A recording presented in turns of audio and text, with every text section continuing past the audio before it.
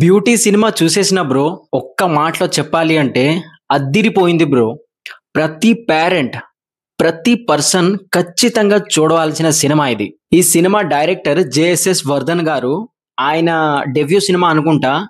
First ball sixer కొట్టేశారు bro. అంత మంచిగా నచ్చింది ఈ cinema. Story inspired from true events అని చెప్పారు. సో ఈ cinema writing and director execution రెండు నాకు పర్ఫెక్ట్ అనిపించాయి బ్రో.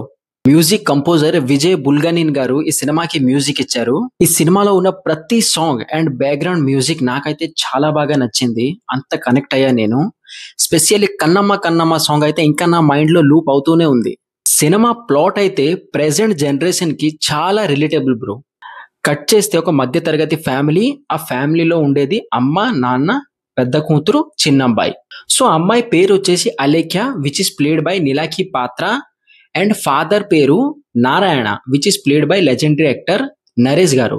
అలేఖ్య ఒక కాలేజ్ స్టూడెంట్ అండ్ తనకి ఒక స్కూటీ కావాలి అని వాళ్ళ నాన్నతో చెప్తుంది.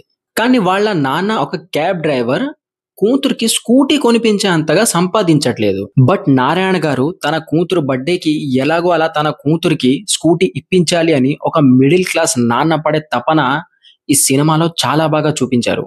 ఆ స్కూటీ కొనే ప్రాసెస్ లో నారాయణ గారు తన వైఫ్ తో మాట్లాడే ప్రతి మాట, ప్రతి డైలాగ్ తో నేనైతే చాలా రిలేట్ అయ్యా బ్రో.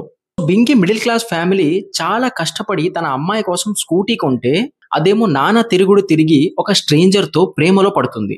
సో ఆ స్ట్రేంజర్ పేరు Arjun, which is played by మన హీరో గారు అంకిత్ కొయ్య. సో అలా అలేఖ్య లైఫ్ లో ఒక హ్యాపీ ఫేజ్ నడుస్తుండగా ఒక రోజు వాళ్ళ ప్రేమ విషయం తన అమ్మకి తెలిసిపోతుంది. సో తన అమ్మకి వాళ్ళ ప్రేమ విషయం తెలిసిపోయిందని భయపడి అలేఖ్య అర్జున్ తో లేచిపోతుంది.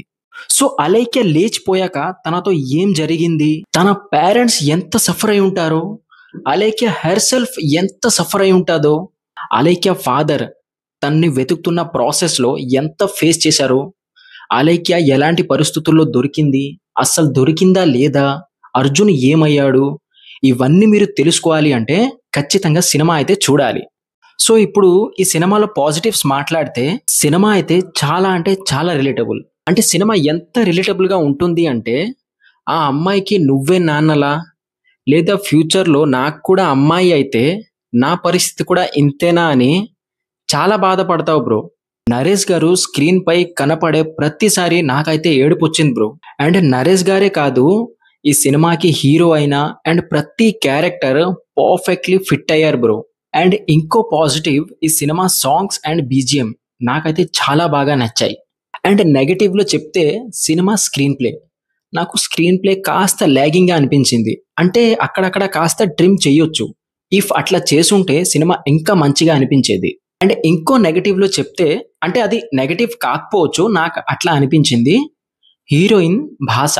అంటే తెలుగు బాగానే మాట్లాడుతుంది కానీ సినిమా బేస్ అవుతుంది వైజాగ్. సో తన మాట నుంచి ఆ ఒథెంటిక్ వైజాగ్ వైబ్ అయితే రావట్లేదు. సో అది నాకు కాస్త నెగటివ్ అనిపించింది. అండ్ ఇంకో నెగటివ్ చెప్పాలి అంటే నువ్వు బ్రో.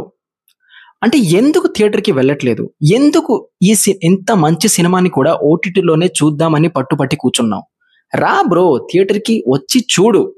నీ పైసలు వసూలు కాకపోతే, నీకు సినిమా మంచిగా అనిపించకపోతే అప్పుడు కామెంట్లో వచ్చి నన్ను తిట్టు బ్రో. కానీ మన తెలుగు సినిమాని, మన మంచి తెలుగు సినిమాని, మంచి కాంటెంట్ సినిమాని మనమే ఎంకరేజ్ చేయకపోతే ఎలా బ్రో? మనమే ఎంకరేజ్ చేస్తే కదా డైరెక్టర్లు ఇంకా ఇలాంటి మంచి కాంటెంట్ సినిమాలు తీస్తారు కదా. సో థియేటర్కి వెళ్ళి చూడు. నీ పైసలు వసూలు కాకపోతే అప్పుడు వచ్చి నన్ను కామెంట్లో తిట్టు బ్రో. కానీ థియేటర్కి వెళ్ళి చూడు, ఎంకరేజ్ చేయి బ్రో. ఓవరాల్ రివ్యూ అయితే ఇది బ్రో. నాకైతే సినిమా నచ్చింది అండ్ నేనైతే సినిమాకి 3.5 స్టార్స్ ఇస్తున్నా అవుట్ ఆఫ్ 5. మీరు కూడా థియేటర్కి వెళ్ళి చూడండి అండ్ మీకు ఎలా అనిపించిందో వచ్చి కామెంట్ చేయండి. కలుద్దాం నెక్స్ట్ వీడియోలో. Thank you.